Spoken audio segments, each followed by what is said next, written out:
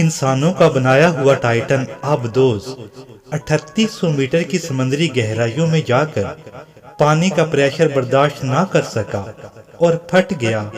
ساتھ 5 مسافر بھی زندگی کی بازی ہار گئے۔ یہ ہے قدرت کا بنایا ہوا ٹائٹن، قدرت کا عظیم شاہکار ڈیمبو آکٹوپس، جو 7000 میٹر کی سمندری گہرائی میں زندگی انجوائے کرتا ہے۔ اللہ تعالیٰ کی اس منفرد تخلیق کا آپ کو مختصر تعارف کرواتے ہیں۔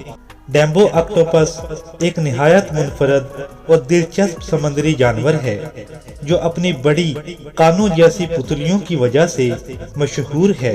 یہ پتلیاں ڈزنی کے کارٹون کردار ڈیمبو ہاتھی کی طرح لگتی ہیں، اسی لیے اسے ڈیمبو آکٹوپس کہا جاتا ہے۔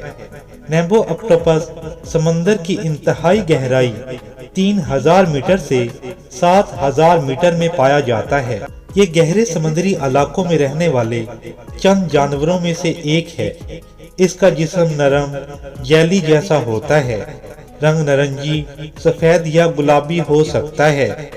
اس کے کان نما پنکھ سر کے دونوں طرف ہوتے ہیں جن سے یہ تیرتا ہے۔ عام طور پر اس کی لمبائی 20 سے 30 سینٹی میٹر ہوتی ہے۔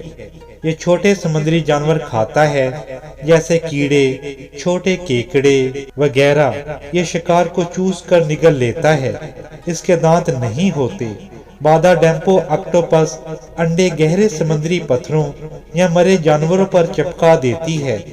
بچے پیدا ہونے کے بعد فوراً خود سے تیر سکتے ہیں، یعنی ان کو والدین کی حفاظت کی ضرورت نہیں ہوتی۔ ڈیمبو آکٹوپس کو اب تک کے سب سے گہرے سمندری آکٹوپس میں شمار کیا جاتا ہے۔ ان کے جسم میں شفاف جلد ہوتی ہے جس کے نیچے آکٹوپس کے اعضاء نظر آ سکتے ہیں۔ یہ آکٹوپس بہت نایاب ہیں اور انسانوں کے سامنے شاذ و نادر ہی آتے ہیں۔